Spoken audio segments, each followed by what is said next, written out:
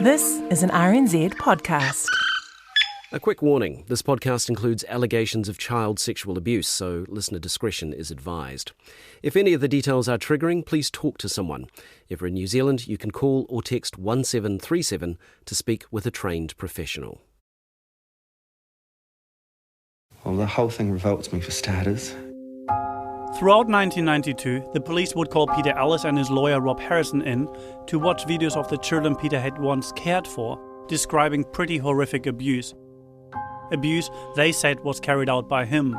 I mean, I couldn't believe what I was hearing.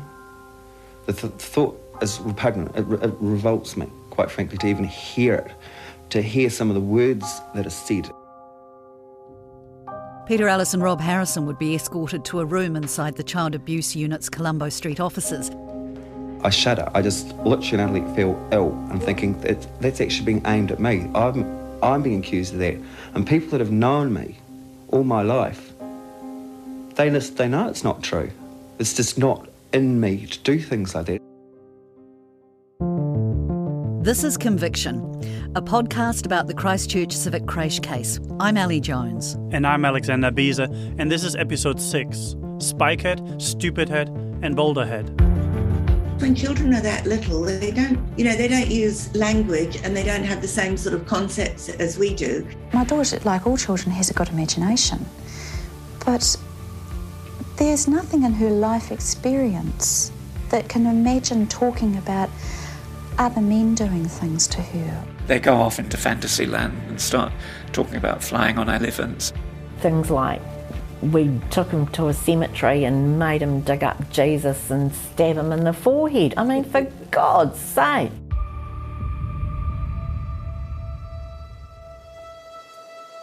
Over the last 30 years, the children's evidence has been picked over and pulled apart time and time again. It's been scrutinised and debated. And that's because it was so critical to the case. No adults came forward to say they'd seen Peter abusing children.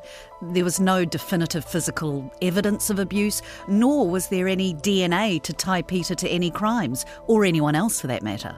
There was only the children's testimony and some circumstantial evidence to back it up. In the previous episode, we heard about the issues around parental contamination, the risk of implanted memories, long and repeated interviews, and the use of anatomically correct dolls. But another problem people had with what the children were saying was just the absolutely bizarre nature of some of the claims. They just seemed, well, far-fetched. We'd cooked someone in a microwave, or cooked a kitten in a microwave.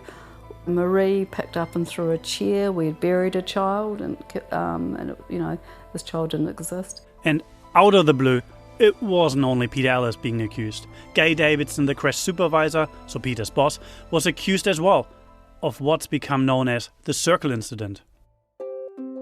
This was one of the allegations that led people to believe the abuse was ritualistic. Adults were said to have danced in a circle around naked children before making them kick each other in the genitals and perform other indecencies. We took them to the swimming pool and left them there. Peter drove them, he doesn't drive.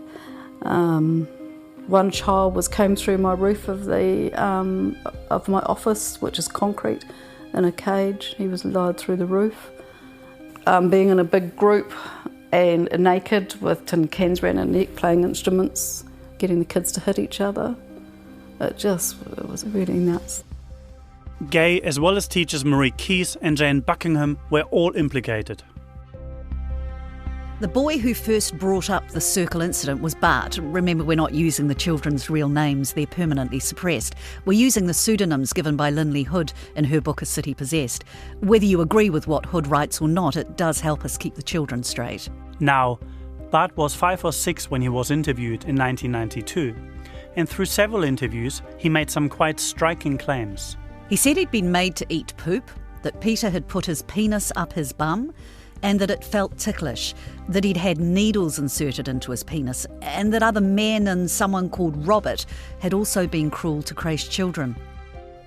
Bart also claimed Peter had dressed up as a witch and as a judge and threatened to change him into a frog and send him to jail if he told, and that children had been put down a trapdoor into a maze where Peter's friend, Spikehead, Stupidhead and Boulderhead were all present. He said Peter Ellis's mother Leslie had given him a poisonous drink and that he'd been put into an oven to bake, and that a child called Andrew had been killed. I mean, it does sound made up, I guess, imaginary, doesn't it? Why were the kids saying these things? And actually, why didn't experts in sexual abuse just dismiss it as utter nonsense? In my work involved in this field, I've always focused on the adults.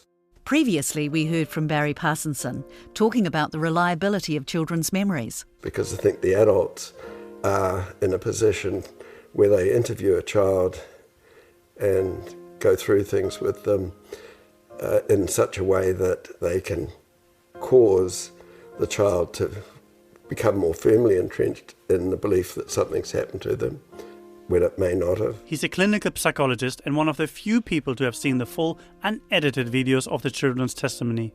I mean, part of the problem is that if a child is very young, they may not have a meaningful or accurate memory for what has happened.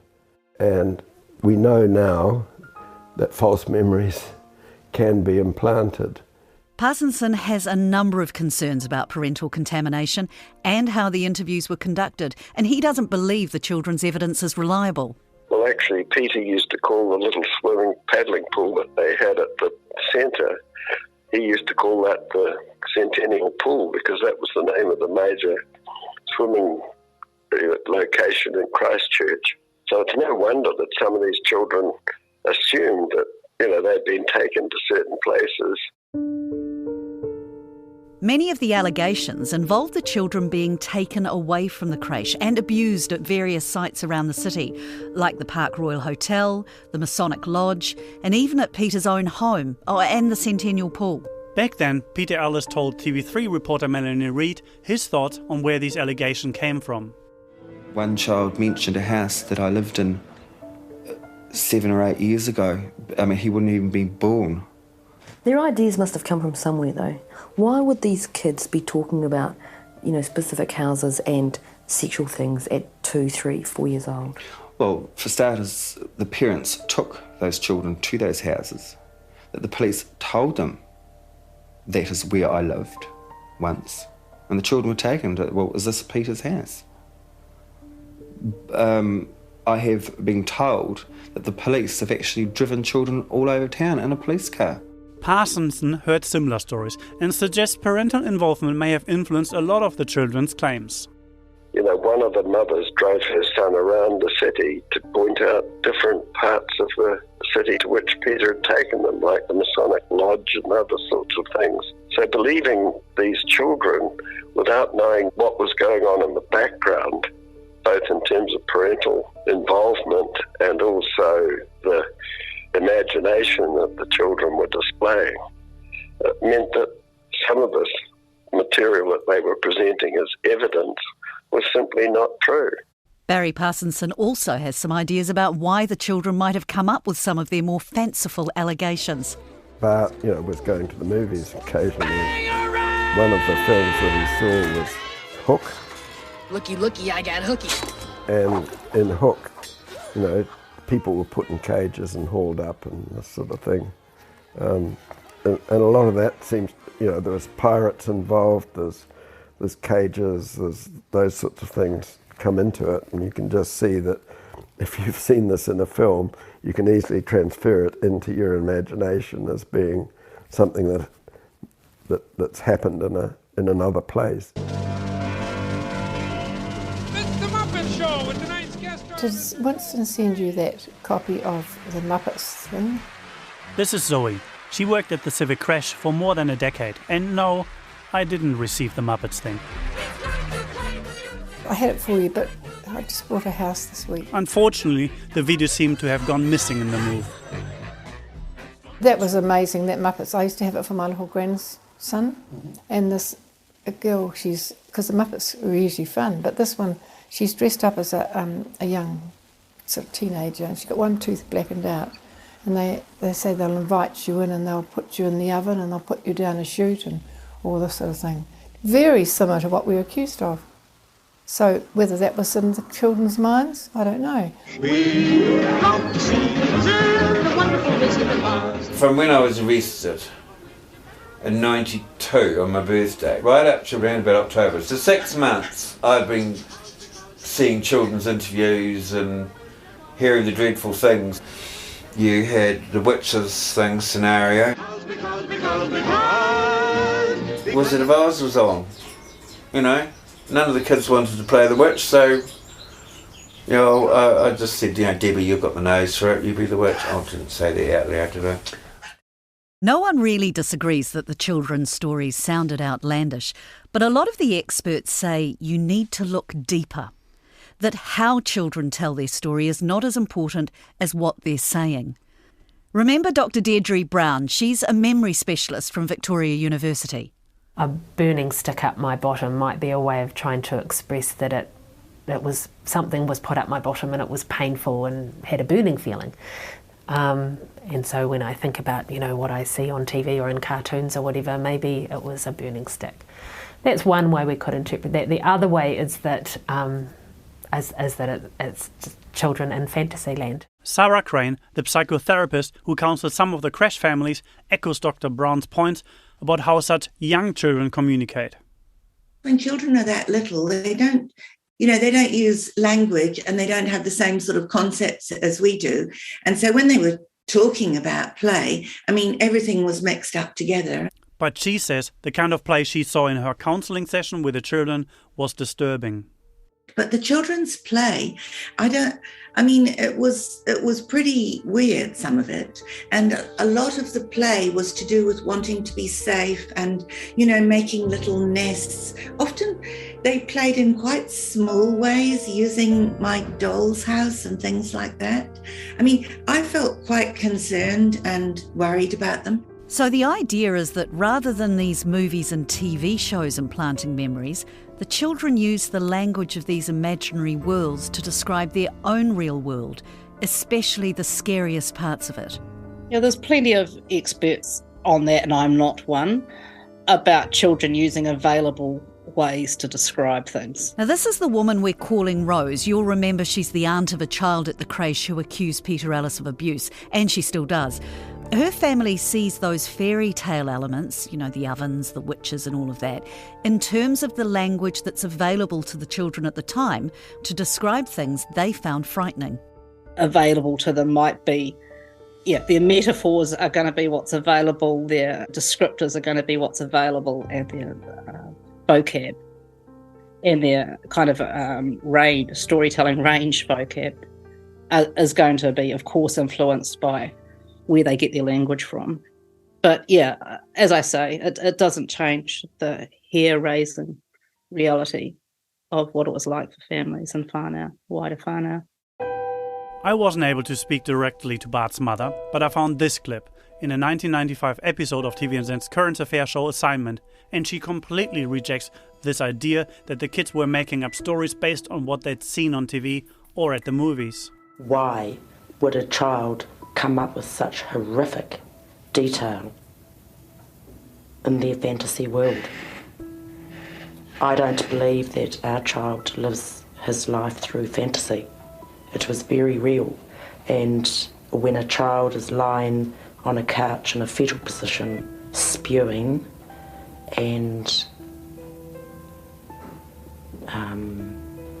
not entirely with us as he was talking, it showed me that it was genuine, it was real.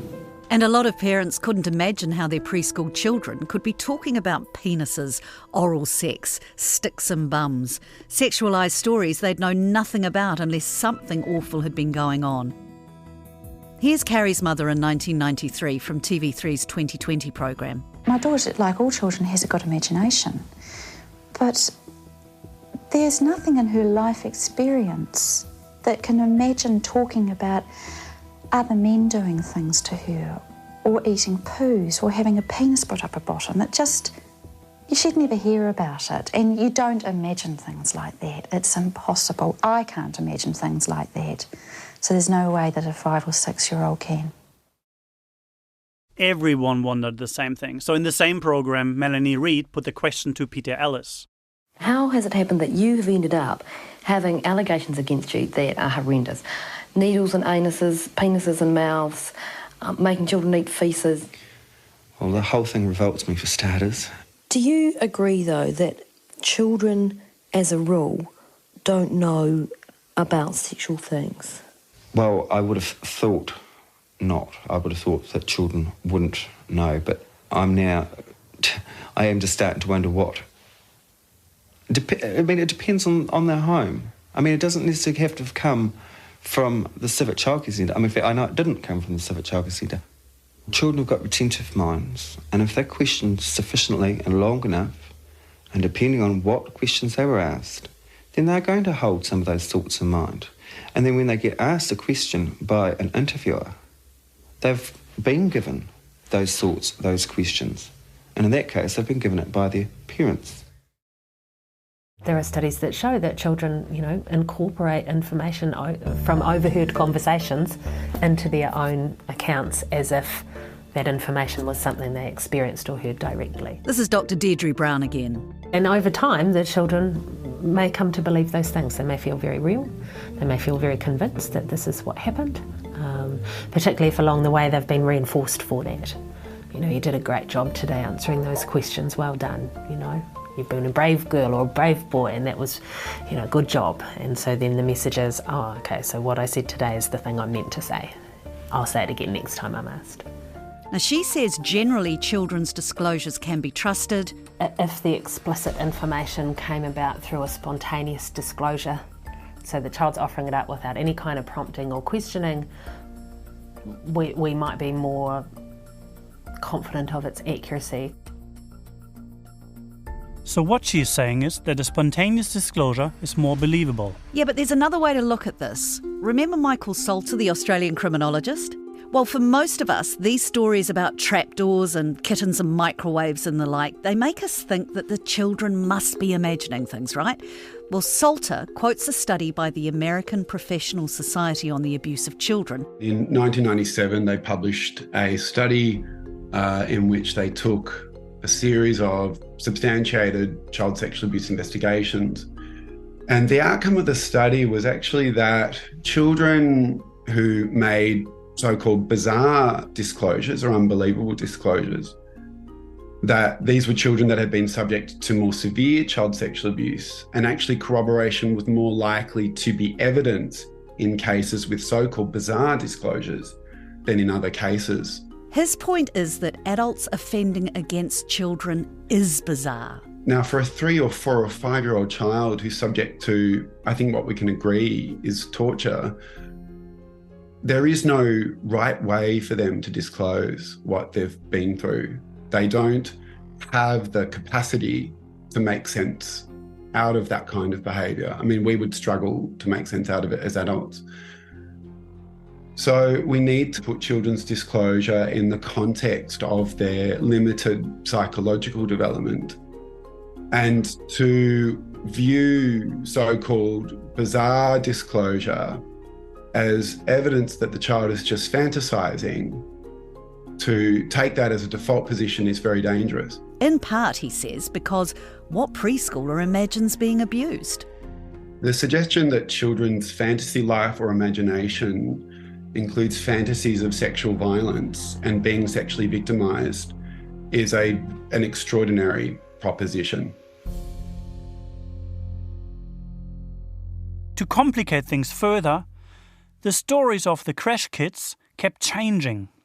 In just one interview, Curry said that she was abused lots of times, once a day, and only on Mondays and Fridays.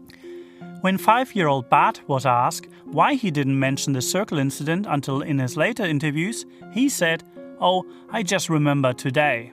Yeah, and as we've said, these discrepancies could just be put down to the fact that we're dealing with, really young kids, 5, 6, 7, 8-year-olds. The problem is the police relied heavily on the word of those young children, really young children, when they laid charges against Peter Ellis.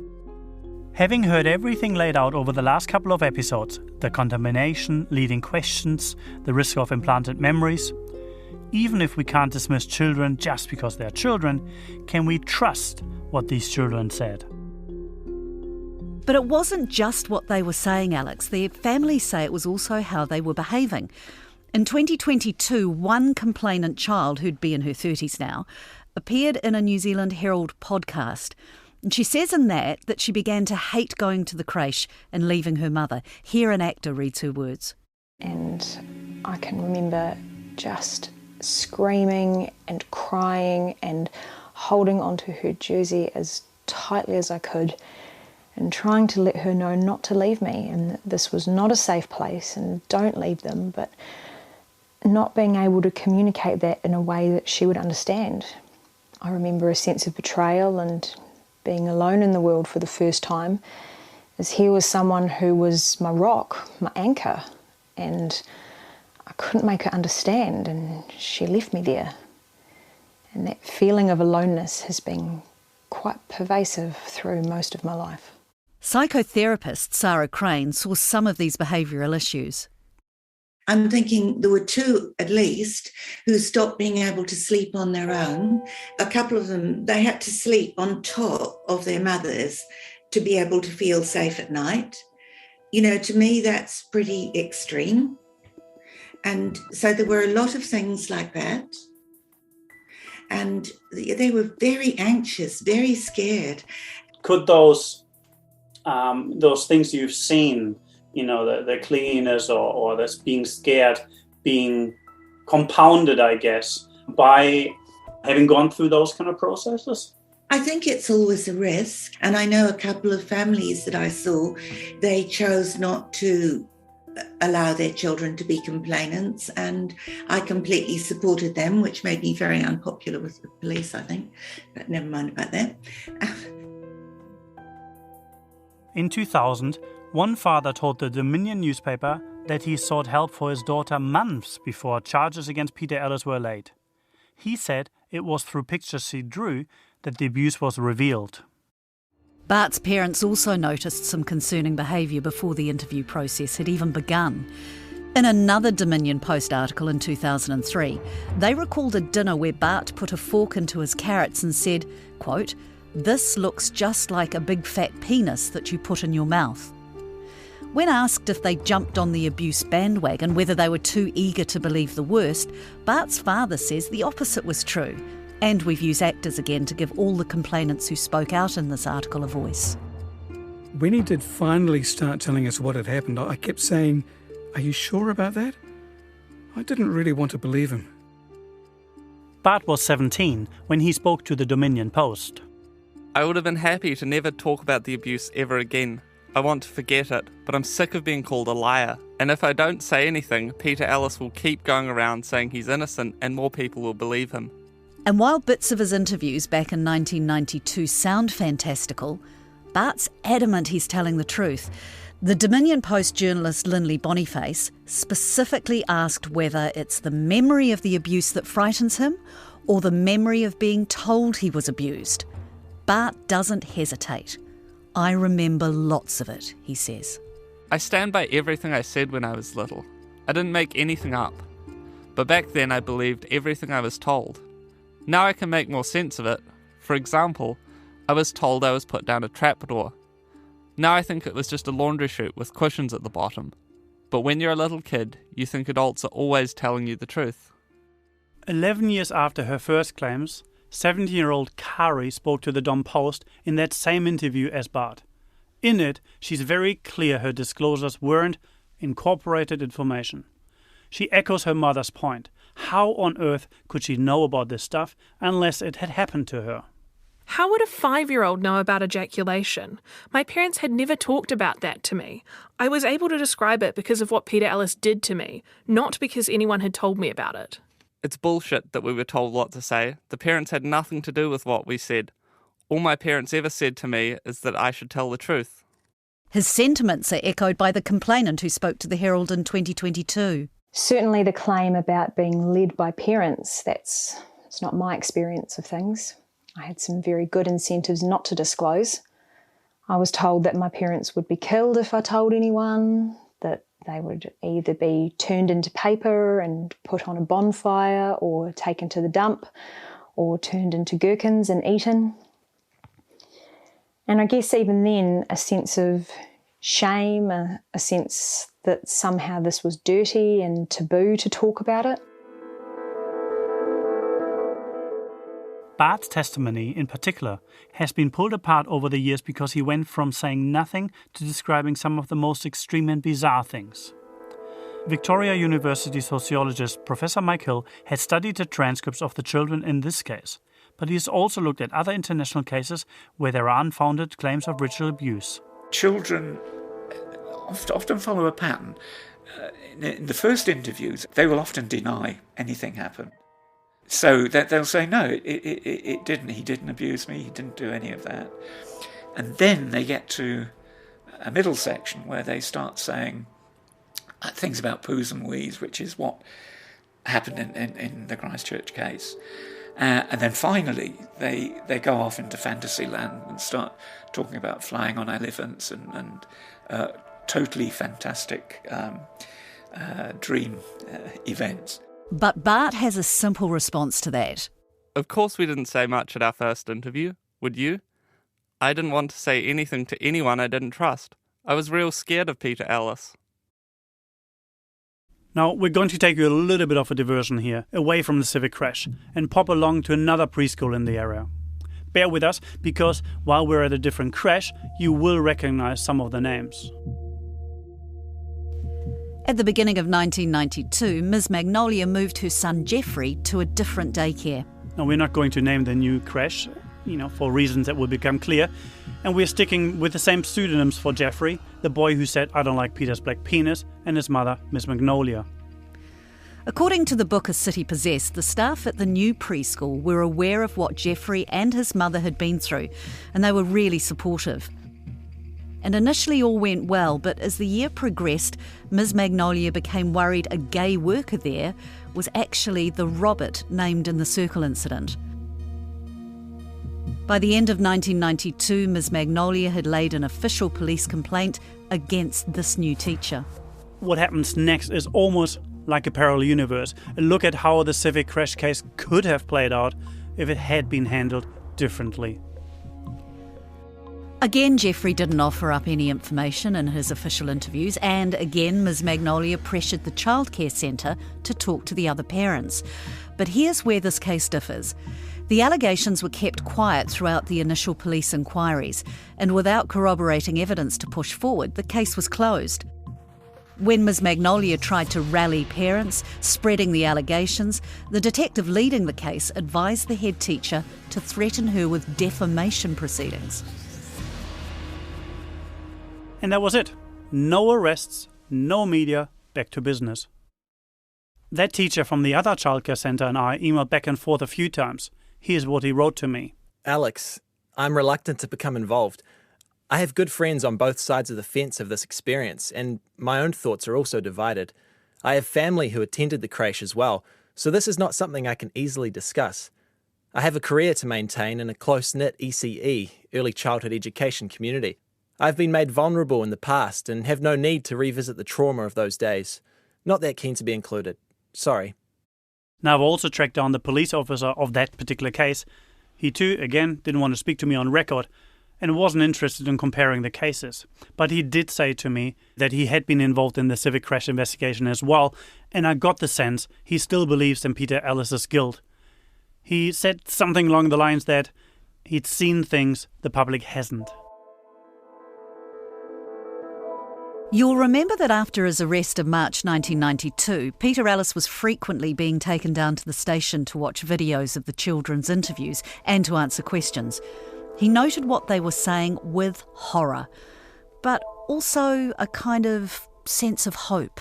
So I also knew that kids were saying things about the women and thinking, oh, well, this will be the total end of it, because it said that's even more codswallop, and having seen the rubbish I'd seen being said about them in the interviews, and then to find out that I was having sex with Debbie Gillespie on the toilet floor of the crash, Yeah, seriously. And then, all of a sudden, on September 3rd, 1992, the crash was closed. Paula, we've heard from her before, had been working at the creche for about 5 years by that point. When I spoke with her, it was a day she still remembered well. A locksmith turned up to change the locks and we were all asked to leave the building. It was in the middle of the day. Families had to come and get the children. We were told to gather up our things and we were locked out. And that was it. It was over. The place was shut down. And then it really started to take on a life of its own in terms of the case against Peter. The Civic Creche story was back in the primetime TV news. The playground was deserted today following yesterday's abrupt closure. No detailed explanations been given. For parents, the closure was totally unexpected. It's just stunned disbelief more than anything else. It's high-handed, it's just unreasonable. The 13 staff have been suspended. They've basically destroyed 13 lives without explanation. The closure of the creche was something Peter Ellis really struggled with. Until then, he'd thought it would all go away. But now it was spiralling out of control. It made me wonder how on earth this ever happened. This is Peter on TV3's 2020 programme. It should never have happened. What happened? That place been closed down.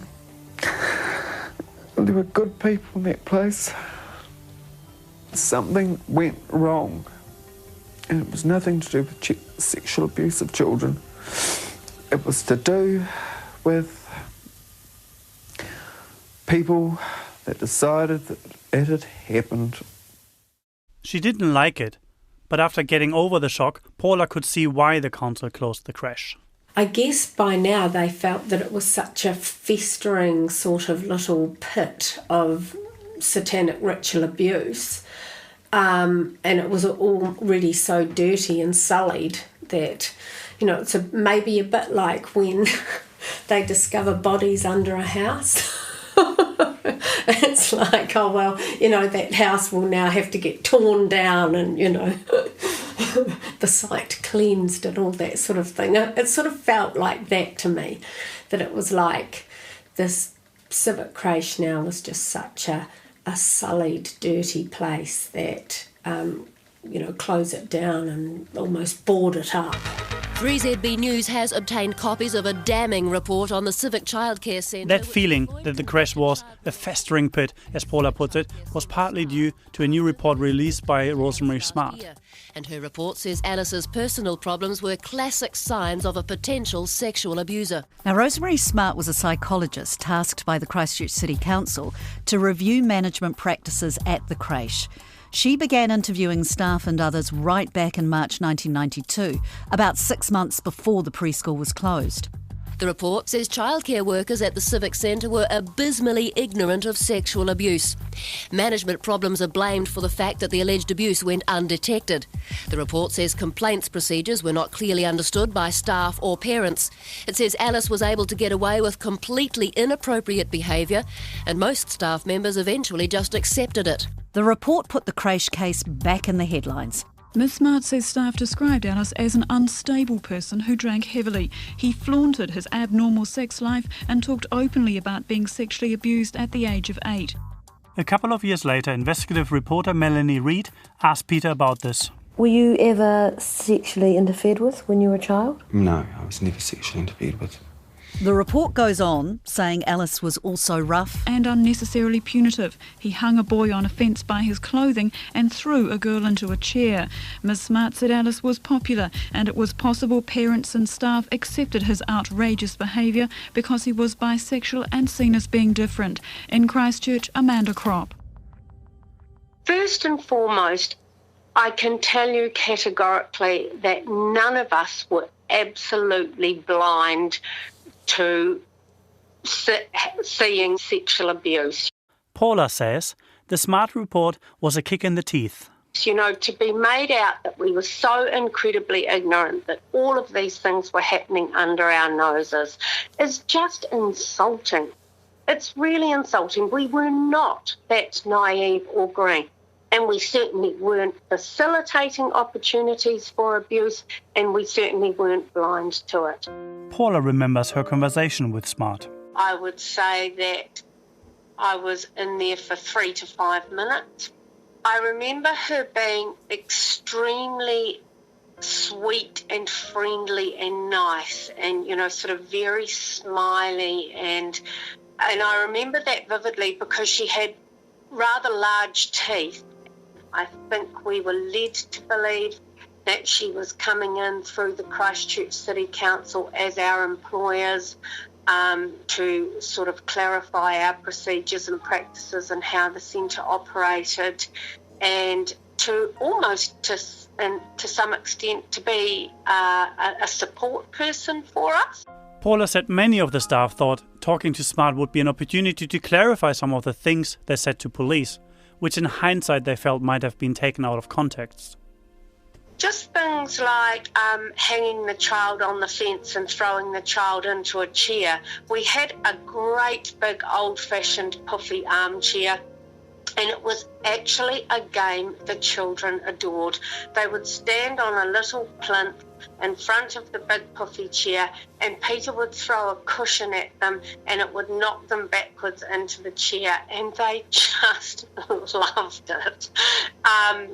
But I don't ever remember it being a game of fear or tears.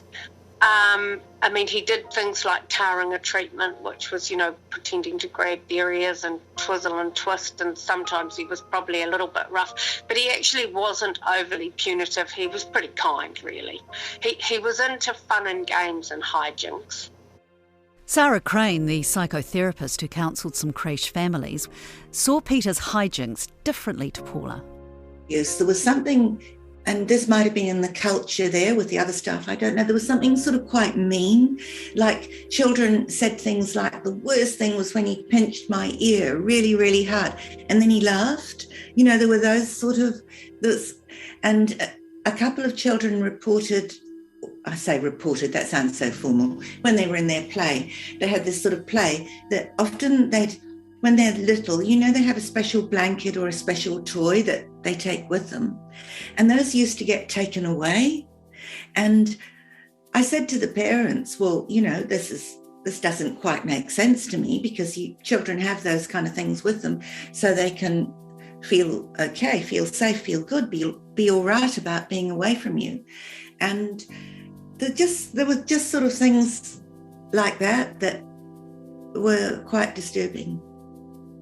Rosemary Smart didn't think this was simple hijinks either. I spoke to her a few times for this podcast, and I remember her being very likeable, but she struggled with my accent. She agreed to talk to me, but then changed her mind. She said to me it's been years since she wrote the report, and she didn't really feel like going back over it again. But she did say that she remembers there were many things she was told about the crash that just felt wrong to her. This is a clip from the 1995 TVNZ assignment program where Rosemary Smart explains why she was concerned about what was going on at the creche. Such as comments that were made about the children in their hearing, about the size of their genitals, about their bums and their tits. The fact that one of the staff members told me that she had seen Peter Ellis in the children's toilet with his fly undone. And when she thought back about the incident, she remembered, in fact, that there was a little boy in there, and she remembered the child's name. And the thing I think that aroused most of my concern was that people were telling me these things in a very matter-of-fact tone of voice, as if they were quite okay. And to me, they weren't. And so I really had to question my own values about this thing. But I know that the 2 days that I did my interviewing, I went home and felt that I really wanted to have a bath or a shower afterwards. The Smart report was not without its flaws. In parts, it blatantly assumed Peter Ellis is guilty, even though it was written months before the trial. She also quotes controversial research by sociologist David Finkelhor, which highlights the involvement of women in ritual sexual abuse. We were all quite shocked and surprised and felt that it was very out of context when the report came out, and it was incredibly damning. We didn't see it coming, we were blindsided, and it certainly didn't seem to any of us that that was the picture we'd portrayed. But then we had spoken very openly as well.